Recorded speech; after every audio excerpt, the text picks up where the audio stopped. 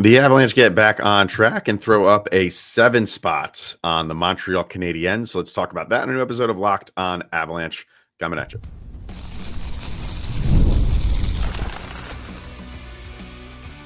You're Locked on Avalanche, your daily podcast on the Colorado Avalanche. Part of the Locked on Podcast Network. Your team every day. All right, everybody. Welcome to another episode of Locked on Avalanche, part of the Locked on Podcast Network, your team every day. I'm your host. I assure you, this is Chris Micieli. Joining me, as always, Mr. Zach Pearson. Thank you for tuning in, making it your first listen of the day. Always appreciated it. If you want to get in on the conversation, then join our subtext. The link is in the show notes below. You chat with us one-on-one. We get your opinion, everything Avalanche related, and share it on this very podcast.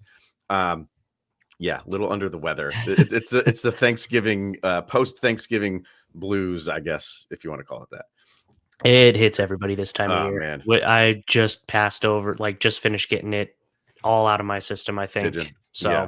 Well, you had some serious health concerns, so I'm not going to complain about having a little bit of the sniffles over here. But yeah, my son was like, I feel bad for him because most of his vacation he's just getting over it. So he'll be going back to school on Monday feeling fine. But, he's had these days off for Thanksgiving, a little under the weather. And now he passed it on to me. The women of the house are just fine. You're right. Nothing has touched them. So here we go. They are more responsible and typically, everything than us guys. So that makes a lot of sense. Yeah. Their immune systems are just much more powerful than the men. So, all right, let's get into this one because you like to see stuff like this, man. Like you have a loss in a shootout to Minnesota that stops your win streak, and you always want to bounce back with a win. You never want to, have a losing streak, which is obvious. But to get back in the win column and to do it, it just seems like, hey, we're just going to get back to playing our game. Not that they didn't play their game against Minnesota. It was a very good game. Yeah. But to come out with a 7 spot, this team just continues to roll. And now you're getting players that this is the stage of the season where you usually kind of like get into the normal flow of a year. The Avs with their start have just come out of the gates scorching hot, while not every single player has been. But now you're getting those guys catching up to I don't want to say middle of the season, but the getting caught up in the regular season flow. Yeah. And they're just like that. That's just scary. That's scary to know. Like, I can say, like, yeah, they played their best hockey, but we still have 3/4 of the season to go, and they're playing like this. Good Lord. Like what's to come? What's next? Right. It's crazy. Especially as you start to get everybody healthy back. We were kind of hopeful Val would make an appearance in this game. He did not. Mm-hmm. And we're still waiting on Logan O'Connor, and we're still waiting on Gavin Brindley. And so those 3 players on their own should be another just huge boost into this lineup. It's crazy. And Kivi Ranta coming back, he's played pretty well in 2 games back so far. Not disappointed with his performance at all. So I agree. You're only a little over a quarter of the way through the season right now. Like just barely over it. The team's playing really well, but there still seems to be potential for it to get even just a smidge better. And if they could figure out the power play, this would be a completely unstoppable monster. That's the one thing that everybody keeps turning to. You keep hearing like, oh, once the power play gets going, which is they were 1 for 4 in this one. Yep. Which again, if you're 25% is usually top 10 in the league. Yeah. So you at least you got a goal off of a power play. You didn't go 0 for 4. So it's amazing how you can 0 for 4 is clearly not what you want. 1 for 4, oh yeah, all day we'll take that. So but I think just watching this team play, it's just. I didn't like. We were talking about going into this game and saying like, oh, feeling bad for Montreal because I genuinely feel like this team wants to continue, just the dominance for this year. Like you always hear things like, oh, do they really care about, and not just the Avalanche, but any team, do they really care about like President's Trophy? Is it just make the playoffs and we'll be that's where we'll really kind of like hit our next gear of just getting into the playoffs. Yeah. I don't know. I kind of, if the Avalanche are playing this way, why would they pull the brake, put the brakes on? And why not go for a record of points? Why not win the President's Trophy and go win a Stanley Cup? And then you can be in that conversation with, best Stanley Cup champions of, this century. You know what I'm saying? I'm not going to that extreme right now, like just hand them the cup. But why not have that stuff? Why if this is gonna be a historic season, why not have everything that comes along with it? Yeah. So I don't really feel like this team is looking at things like, oh, the President's Trophy. Don't go win that, because it's usually like a death kill. If you get the President's Trophy, you're not going to win the cup, which is not really the case. Like it does happen. I think it speaks more to the difficulty of a hockey season and a hockey playoff than anything else. But I don't feel like you're cursed all of a sudden if you win the President's Trophy. So I just feel like the way that this team is playing, why stop anything? Keep playing the way that you are playing. Get all the points you possibly can. Just separate yourself from the pack in terms of everything, goals, points, all of that stuff. Make it no doubt how good this team is. Absolutely. People are already starting to point to Boston with their monstrosity of a regular season just for a first round exit in the playoffs. Right. And be like, well, you don't want to do that. You don't want to be that team. I don't personally buy into a President's Trophy curse, because we even broke it down. It actually is kind of like the same number of last place people, like lowest seed in the playoffs, have won the cup as President's Trophy winners have won the cup. It was something pretty close. And then like everybody else, believe it or not, when there's more people in the middle than the two people at the top and bottom every year, there's a bigger chance of those folks winning overall. That's just how odds work. So I don't buy it as a curse. And I do think this team, absolutely, they're not looking out there just like, oh, we want every record possible and we're going to go do this. But there's no reason to think they aren't capable of it. And should they break records and should they run into the playoffs with the President's Trophy, the number one seed, great regular season, like potential record setting type of situation, they're not going into round one thinking, oh no, we're cursed and now we're going to get stomped. They're going into round one thinking, 4 or 5 games is all this should take. And so I agree. I think just go for it. It's confidence boosters, obviously, like, as the season goes on. But then if you do get that, record of most points in a season, like there's a target on your back. There's a lot of weight on your shoulders. A lot that comes with that. It's not just smooth sailing because, you've accomplished that in the regular season. Now the whole new season starts once playoffs come. That's clearly months away. Yeah. So I just wanted to bring it up because I was seeing a lot of people like saying like, oh, are they peaking now? No, maybe not. It's kind of scary to think that they're not, because again, like you do have injuries. Like there are things that are still not 100% with the Avs, and they're still winning games. Yep. So, even if they have peaked, and somebody brought it up on subtext and about the if they were to from here on out go 500, they'll still get about 100 points for this season. Yeah, I saw that. I want to say that was on the standings video, or there was a video I watched on YouTube, and it might have been the hockey guy, it might have been somebody else, but either way, that is what he was talking about, is the same thing.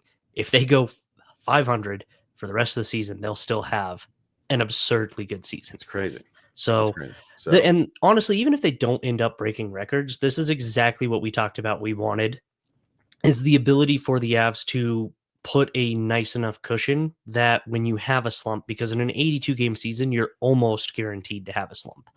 I'm not saying it's for sure going to happen, but it's very rare that you go an entire season without like some form of a losing streak or something kind of plaguing you in the middle of the year. Right. And so having this cushion now, you're pretty certain they're not going to only go 500 the rest of the way.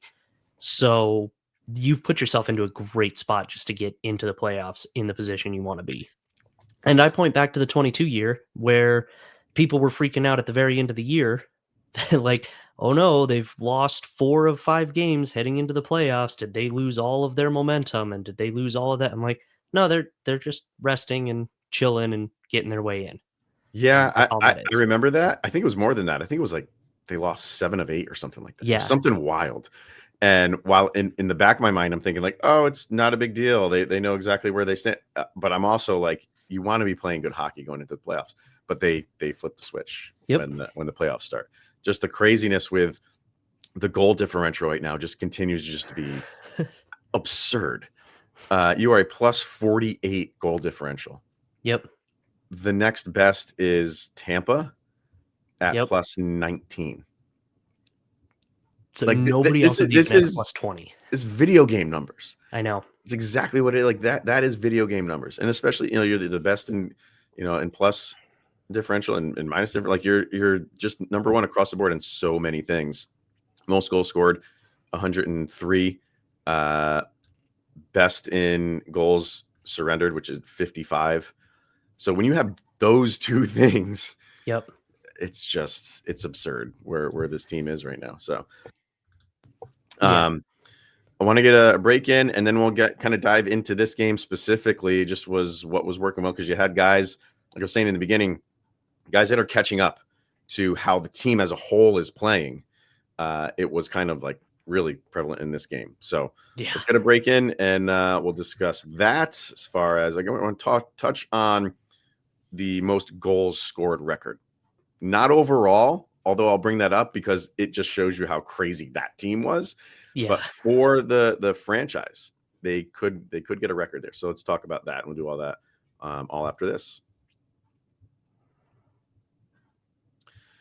Let's hear from Drip Drop, because when you're hydrated, everything just works better. Your focus, your energy, your mood, even your skin. And that's why you got to use Drip Drop. It's doctor-developed hydration that keeps you running at full power no matter what your day looks like.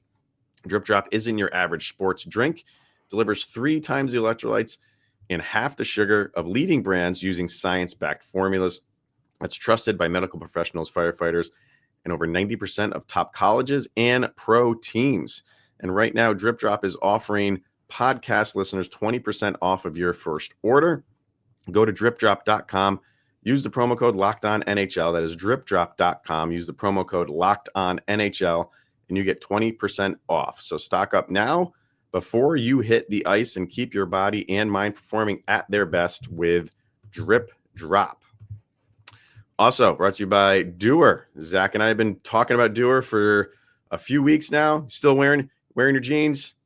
Thanksgiving Day, I did it. I did exactly like we talked about. And let me tell you, they're perfect for that because I ate obscene amounts of turkey. And if you listen to the episode, Zach, he didn't throw out his entire recipe.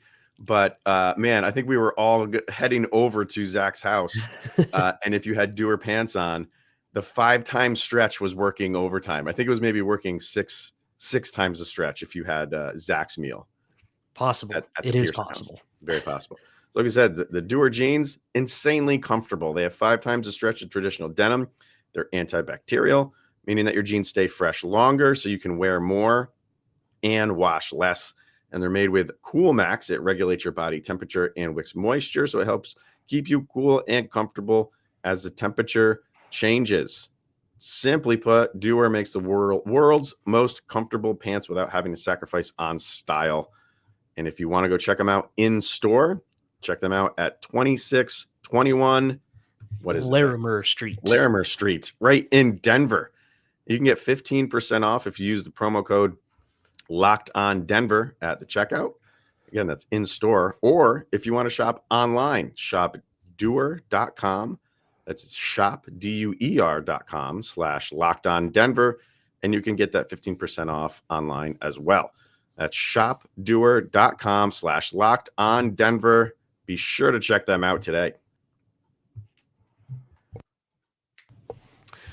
All right, so specifically in this game, I mean, you got 7 goals. There's so many that you can choose from, or just individual players, and you get off to the start of the first Brock Nelson goal, which I thought was just a very nice transition goal from the Avs. I'm actually Yeah. going to bring it up here on if you're watching on YouTube.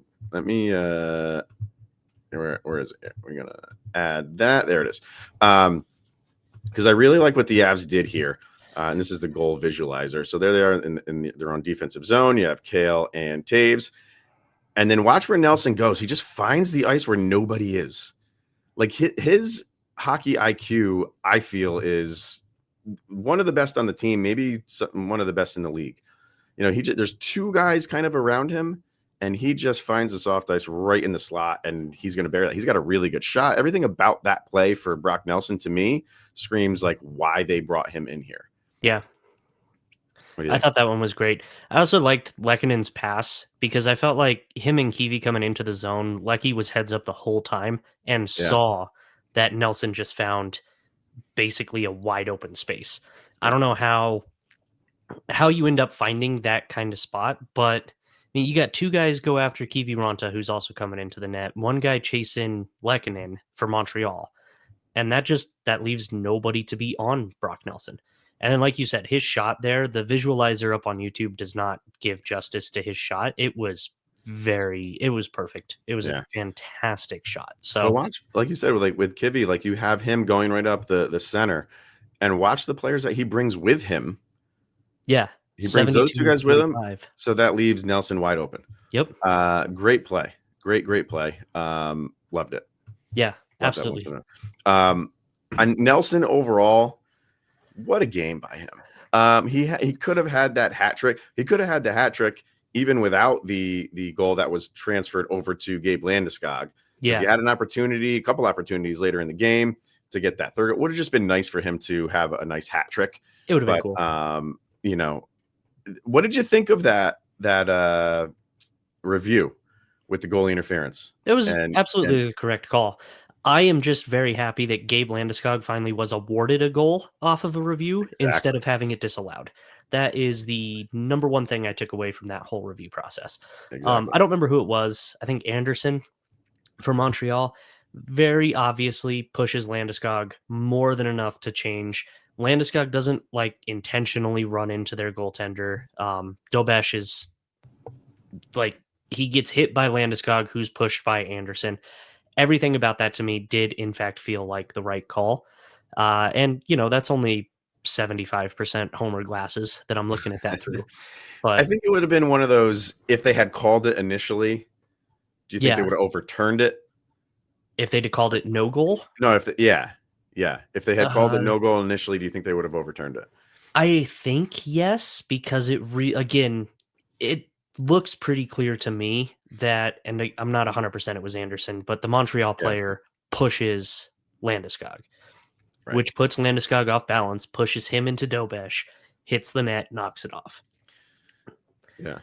I think even if they'd have said no goal on the ice, that would have been reviewed and overturned, especially because I feel like they took a brief look at it and then Montreal challenged it and still came back as no. So yeah, because Gabe is stopping. It's up to him to do everything he can to not make contact, and I think he was doing that. Yeah, I think he was doing that. He was stopping before. He was carrying himself into the crease a little bit, and it was whoever it was on Montreal made sure that he was going to make contact with the goalie, and so yeah, it's. I don't want to say it's one of those 50-50 things. I'd say maybe it's 60-40 in favor of the Avalanche. And I just think it would be very difficult to overturn what the call on the ice was, just because he got taken out so hard by whoever that was on Montreal. I thought that one play by Martin Necas was just so slick. The one goal that he had the puck kind of circled around, just walked right in front of the net. Nobody's there. And then he just makes the pass to Brock Nelson. Yep. For his other goal. I actually have that one up here too. So I want to that one. That was insane by Necas. That was just absolutely an absurd play. I like Brock Nelson getting right up in front of the net again, just over to the side. But when that pass, he made that look just pedestrian, like both players. Yeah. Because Necas pulls the guys towards him. He pulls Dobesh over to that side. And then it's just Nobody like goes this and gets him. easy Like, pass to a wide open net. what are they doing? Like, first of all, this was on the breakaway, right? So there's it's a 2-on-0. Yep. And I was really glad to see Nelson take the shot. Like, don't get cute and try to pass it back to Nelson, who's just 2 feet away from you. Yeah. Just take the shot. So he takes the shot and misses, immediately collects his rebound. Yep. And, he passes it to Necas, who circles all the way around. And then Nelson kind of circles back around and follows him and just parks himself right in the corner. But watch Necas, just nobody goes and gets him. Nope. You have like 4 guys here. The only one out of the play is 14 on Montreal. 4 guys that could have went and got him. They all just let him go. Yep. And then it was beautiful. Yeah. That was so nice. Loved it. And like I said, I actually don't think Dobesh played that poorly. I think his defense left him out to dry, just like you described. Yeah. His players just left him out to dry because he being Necas, when he skates around, Dobesh follows that nicely. Nobody's there to break up that pass. No. And so the pass just comes back over to Brock Nelson completely open, which then leaves an open net for Nelson to knock it home. I agree. I thought that was a great play as well. I love the Brock. Actually, not the Brock. Yes, I did love the Brock Nelson goal. The Brent Burns goal, right off the face-off. Those are so fun, man. It's almost like, we plan to do that, which you a lot of times are, but it's just the randomness of a face-off and just the randomness of the sport doesn't always work out that way. And it found him, and he just fired the puck right on it. A lot of traffic in front, so it was tough for them to see, where that puck was going, but just.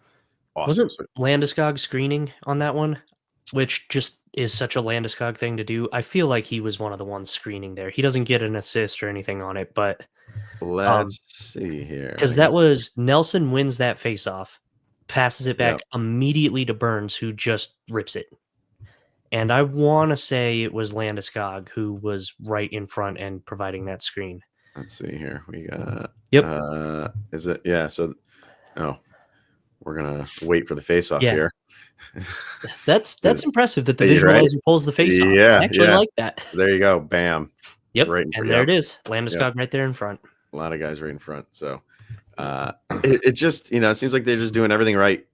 Yeah. Everything right. Everything in the right spot. Again, I thought passing was good. I thought transition game was good. Nathan MacKinnon, 20th goal of the season. He continues to roll along. Off of a beautiful pass shot for the rebound. Landeskog says he did it intentionally. The broadcast says he did it intentionally. It looked like he did it intentionally. Yeah. It looked like he aimed for that pad to bounce it over to MacKinnon, who was just able to rip it home. Like, awesome. Perfect. It was awesome. So he continues to roll. I was you see the graphic that they put up during the broadcast, because they were wearing their Nordiques jerseys, obviously. Yeah.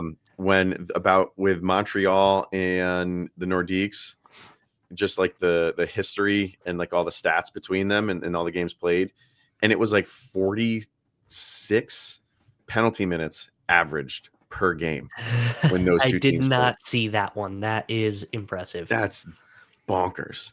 Not only that, when they played if they ever faced off in the postseason, that went up. It went up to like 62 minutes per game of penalty minutes in a playoff game. Now you never see that now. You wouldn't even see 20. Like, guys don't like to take penalties, especially like fighting and misconducts and stuff like that in the playoffs. Yeah. Different era. That's crazy. Different era. I missed that entirely. Oh man. I did really like the visual they put up for fastest to 20 goals in a season in franchise history. Yeah. And it was all Nordiques held records except for Nathan MacKinnon. And I do like that. It's always crazy to see like what he's doing over the course of his career and where he's fallen in line. Yeah, because a lot of those records in franchise history are from the Nordiques. So you do see that. You see a lot of Nordiques logos, and then there's always an Avalanche logo thrown in that mix. It's usually Joe Sakic. Yeah. And Nathan MacKinnon is inserting his name in that logo in those rankings. Well, and it's crazy because that one wasn't even. It was I think Joe Sakic was on that list a couple of times, but both times with the Nordiques logo next to him. Yeah, that's true too. Yep. So it's just awesome to see. Crazy to see that too. I like that a lot. It's funny that you brought that up because when I talk about the goals record, it's exactly what we're getting with a lot of Nordiques teams. But could this Avalanche team insert themselves into that? So I want to talk about that. We'll get our last break in. And of course, we got to talk about Mackenzie Blackwood too, because we always got to bring up the goalies. So we'll do that. We got our sound check to come and our players of the game as well. So we'll do all of that next. Let's hear from FanDuel. NFL Sundays, they move fast. One big play, and suddenly everything feels different. That's what makes live betting with FanDuel so exciting. You're not just watching the game, you're reacting to it in real time. And with FanDuel, you can place bets as the action unfolds, every drive, every momentum swing, every highlight moment. And with the Broncos, you've been getting a lot of that this year with momentum swings and last second stuff. Yeah. I was going to say momentum swings, especially in that fourth quarter. It is the Broncos momentum swing time. Yes. By the time you're listening to this on Monday, you will have known the outcome of their game on Sunday. But because they're the night game, are they not? They are. So they are the Sunday night game against the Washington Commanders. And on FanDuel right now, they are 5.5 point favorites. So again, by the time you're listening to this, you'll know if that was a good bet to place or not. I'm thinking it was a good bet to place. I'm going to think it was too. Yeah, I think so. So if you want to be right in the middle of the action this season, visit FanDuel.com and place your NFL live bets all season long. FanDuel, the games move fast, and so can you over at FanDuel. All right, let's talk about Mackenzie Blackwood. Gives up the 2 goals, but overall, I think another very solid game for him. He's another guy who you've been waiting to catch up to the rest of the team and get into that season flow. Yeah. And that's the one I think everybody's been waiting for. Sure. Like you've been wanting Landeskog to be that guy, maybe Brock Nelson, insert another player here if you want to, maybe Kivi Ranta. Now that he's like come back from injury, but definitely it's been Mackenzie Blackwood to be like, hey, once he catches up and gets himself into season mode and he catches up to how Wedgwood's been playing, there's no, I know now it's literally just a power play. After that, it's just everybody else is just in time with one another. And I thought he had another very good game. Well, and I do really appreciate, too, that he saw Wedgwood let 2 goals in against Minnesota, and to not let Wedgwood feel bad about that, he let 2 goals in himself. So nice. That felt like a very nice thing of him to do. So nice. No, I think I agree, though. Mackenzie Blackwood has been excellent. Montreal didn't have an insanely pressured game on Blackwood. I think the Avs did a pretty good job of keeping him not too under siege. But the very beginning of that game, he had to make some big saves. And there was the Brock Nelson high sticking penalty early in the first. And he made a couple of huge saves in that one to keep that game tied early. And I mean, again, he's playing really well. He's making the saves when he needs to make the saves. And I have been supremely impressed with his game this season. Very good. Yeah. So you're just back on track. It's back to the point of, does it matter? Does it matter who you put in right now? And you're confident in both goalies. So, which is great. Thought he had a very good game. With the Avs right now, with their goal scoring, you'd think like, man, like can they keep this up? Sure. Why not? They have, an incredible offensive players. So I was curious to see like where they could slot themselves in for like most goals in franchise history. First of all, they're on pace right now for 338 goals from what I came up with. That is good. That is well short of the NHL record from the 83-84 Edmonton Oilers, who put up 446. They'd still be more than 100 off the pace of that. That's just bananas. So you're not catching that, right? No, probably not. Most goals in franchise history is the same year, actually. 83-84 Nordiques had 360. Okay. So you're behind that, but maybe you can sniff it. You're not insanely far away. You have a solid couple weeks of incredible goal scoring. You're maybe bumped up, but you are on track to beat the overall Avalanche, just from the Avalanche record. Yeah. Which was set the year they moved to Denver of 326. So you're on pace to beat that by 12 right now. And that's another thing that you add into this list that we were talking about in the beginning of the episode of all of these things, like all of these accolades you could have, President's Trophy, all that stuff. If you beat the record of most points by any team, most goals in Avalanche history.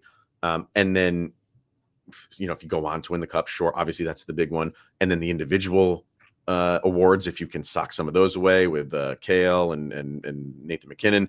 Yeah. It's just, it could be, we're into December now. So we can start kind of like thinking and hoping like, man, if this team can accomplish all that stuff, where they rank, we'll do that if it happens. Oh, yeah. We'll do the ranking thing of teams, in Avalanche history, they'll be, ascended. But overall, they're going to be talked about a lot too. So long way to go. But I thought that was interesting with the goal scoring. They could get it. They could if they can break those regular season records, obviously the playoffs is the most important. So if they can go do that and then go into the playoffs and break some, then you do start putting them up there in the pantheon of franchise history teams. Yep. Totally agree. So, all right, 2 more things to do. We want to do each player of the game, and then we'll do our sound checks and wrap this up. So we talked a good number of guys in this game who had good games, but who would you put as your player of the game? My player of the game, I got to give it to Devon Toews. I thought defensively, he played excellently and had a really good game and finally got that monkey off his back, netted his first goal of the season. On what I thought was going to be Necas's goal, ended up going off of Montreal player's stick and in. But him and Necas going up the ice together and just the back and forth pass to set that up and keep it all clean, it was such a good play.